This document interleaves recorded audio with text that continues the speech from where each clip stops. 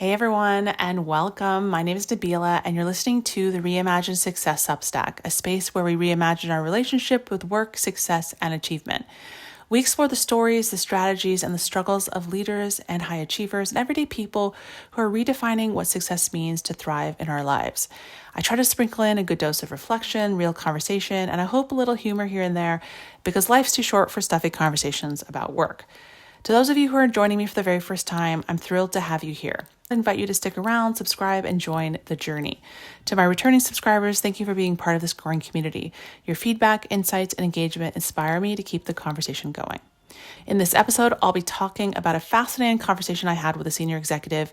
She found herself in a situation that I know will resonate with many of you. She worked for one of those dream companies that everyone admires, yet she'd outgrown her role and was struggling to land her next opportunity. What made her story stand out wasn't just her circumstances, but the lessons that emerged.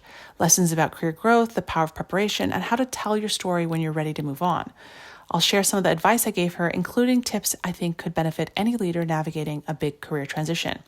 So without further ado, let's dive into today's story. Outgrowing a dream company, how to land your next opportunity. You've made it to the top of your field. You work for one of those iconic companies, the kind that people clamor to get into. The company is well loved, the leadership is respected, and on paper, everything looks perfect. Yet here you are contemplating your next move because you've outgrown this place. And that's exactly where a senior executive I know found herself recently. She had spent her entire career climbing to an executive role at a company people dream of working for. But after years of the same leadership, slow processes, and diminishing opportunities, she knew it was time for something new. So she began her search, casually at first, and interviews came, but so did the rejections. The roadblock was a deceptively simple question. Why are you leaving your current employer? Recruiters and interviewers couldn't wrap their heads around her departure. It didn't make sense to them. Why leave a company that's so prestigious, so beloved? And the executive, despite her deep expertise, wasn't sure how to answer. She felt stuck, and that's when she reached out to me. The perception problem, why prestige can be a trap. From the outside looking in, success at a top-tier company should be enough. That cachet of high-profile employers gives you credibility, network access, and opportunities most people can only imagine. However, her external success doesn't always align with your internal experience. I've seen it happen to countless high-performing leaders. They stay in roles long after their curiosity and ambition have been dulled by slow-moving bureaucracy or stale leadership structures. And the result? They outgrow the role and have trouble articulating that growth in a way that others understand. And that's where this executive was. People assume that leaving a dream company means you're unhappy or that something's deeply wrong. But her reasons were subtler and more nuanced. She wanted a faster pace, new challenges, and a fresh perspective. The problem was explaining this without sounding like she was complaining or burning bridges. Step 1. Focus on where you're going, not where you've been. The first piece of advice I gave her was to shift her mindset entirely. In interviews, it's tempting to explain what's not working at your current company, but that can backfire quickly. Employers don't want to hear a laundry list of grievances. Instead, you need to lead with where you're going and why your new role excites you. In her case, she wasn't running from her current role. She was running towards something better. She wanted a culture that valued agility, where decisions weren't bogged down by layers of approval. That's what she needed to emphasize, that the opportunity she saw at the new company, not the frustrations of her current one. This kind of positive framing can make all the difference. It shifts the conversation from why you're leaving to what's driving you forward. And that's a much more compelling narrative. Step 2, create a common thread.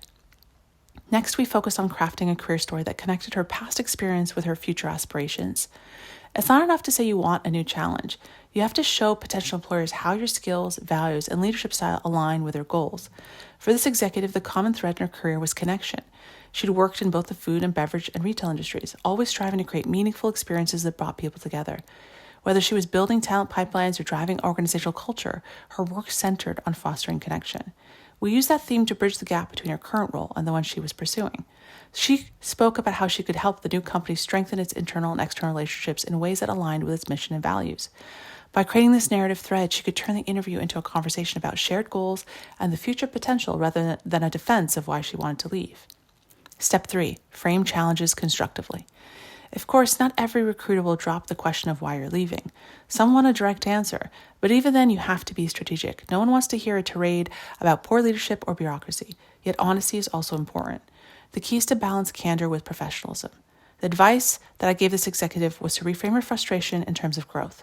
Instead of saying the company's too bureaucratic, she needs to explain how she's gained valuable experience working in a highly structured organization and how she's eager to bring those skills to an environment where she can have a more immediate impact. This approach acknowledges the challenges without sounding critical or bitter. It also reinforces the narrative of seeking growth rather than fleeing a bad situation. Step 4. Prepare like you're pitching an investor. Finally, we tackled her interview preparation. For someone so senior, her preparation was underwhelming, and I told her that. When I asked how she prepared for interviews, she admitted it was mostly surface-level research, visiting the company's website and scanning a few news articles, and this just wasn't going to cut it. I told her that the interview was like a high-stakes pitch to an investor. Imagine you're asking someone to invest $300,000 or more in you. That's the equivalent of a senior leader's base salary. How much preparation would you do for that meeting? This reframing clicked for her.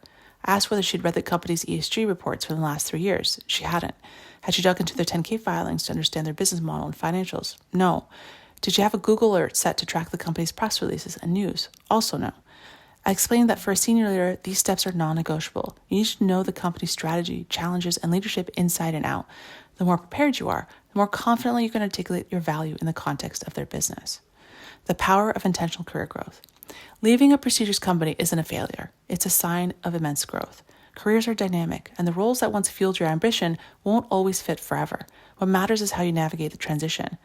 By focusing on your future, crafting a cohesive narrative, framing challenges with grace, and doing deep research, you can position yourself for success.